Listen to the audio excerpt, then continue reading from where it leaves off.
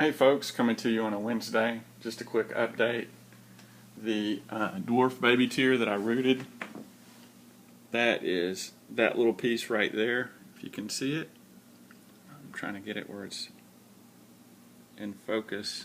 I can't get really close. Let's see. It's not really focusing for me. Anyway, that's it. That's the Dwarf Baby Tear that came off of here, that you can see it's melting because it just can't get the nutrients. If it doesn't get it from the CO2 and the liquid ferts, the highlight is not enough. So anyway, and just kind of a FYI, this is kind of a sad thing, but you see the twig catfish right there. I actually have or had 3. Last night when I was doing a water change, my guess is, I don't know if it's the heat or I did put some water down over on this side to try to keep things isothermal. The bad thing is I cut the filter off and I put all of my, you basically chlorinate it for the tank. It's a 120, so you're not going to do 5-gallon buckets for a tank this size. You're going to chlorinate for the tank, which is on the bottle. But it's also well known and documented, if you go look on the twig catfish, that they are very susceptible to water change. So my guess is the prime was in this area.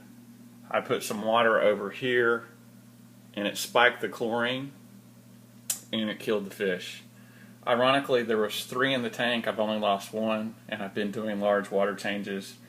That was the only difference. The only difference is the temperature, and I actually just didn't keep it in this corner here. I'm going to do that going forward, and hopefully I won't ever lose another twig catfish. They're just a great fish. It was really a bummer. I basically found it right back in there on the ground. It's just kind of a bummer. Hate to lose a fish. And that's the danger that you run into when you start messing with ick or other tank out of balances. And it's kind of like what Dustin said, it's all about keeping things in balance. And once you get it in balance, don't mess with it. Right now I'm running 84.1 degrees, trying to not run it too hot. I'm afraid if I run it much hotter, I'm going to run into oxygen issues. I did notice I got one fish here that's really breathing heavier than I wish. That Corey's just kind of breathing kind of hard. And you can see the shrimp.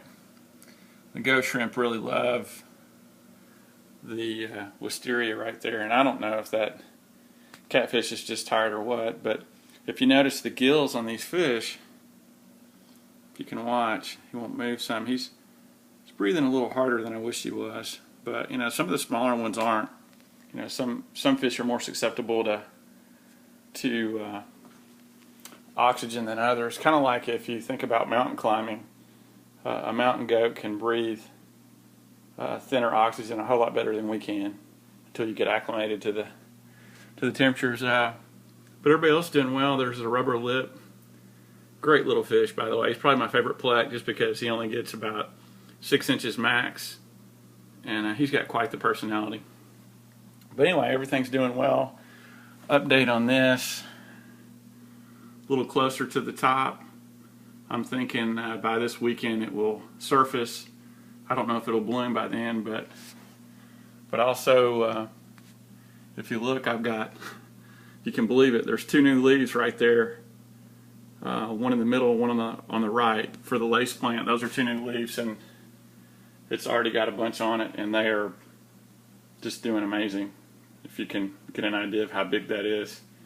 That tank is 2 feet tall, so it's almost touching.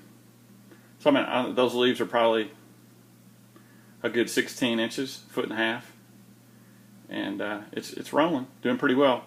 Appreciate everybody watching. Appreciate all the compliments, and bummed about losing a fish. I just cried for 5 minutes. I think I'm over it now, but I might be. Anyway, I just hate to lose a fish, especially when it's my mistake. And the big thing, if you have a twig catfish, once again, if you have to do a large tank like this, you're not going to be able to chlorinate before you put it in the water.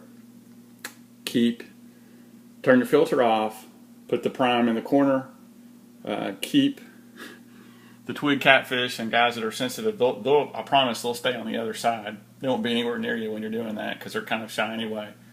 And then just add the water here. And I've been doing that since June, and I've had 3 of those guys, and I've done major water changes. And I've done water changes, just to give you an idea, I've done them all the way down to about right this line, right in here.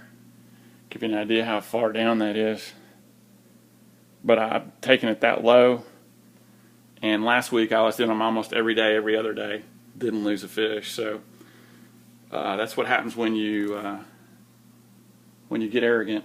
And it's funny because I read the article on the twig catfish, and I thought, wow, I can't believe anybody's losing one of these due to water changes. That could never happen to me, and need to pay attention. If somebody writes it down, good chances are it can happen to you. But anyway, I got to run. You guys take care, and I'll give you one quick view right here and just kind of step back. Neons are doing better. Hopefully this ick will clear soon. And it's a Wednesday. Hope everybody's doing well. And thanks for watching. Appreciate all the comments. Take care.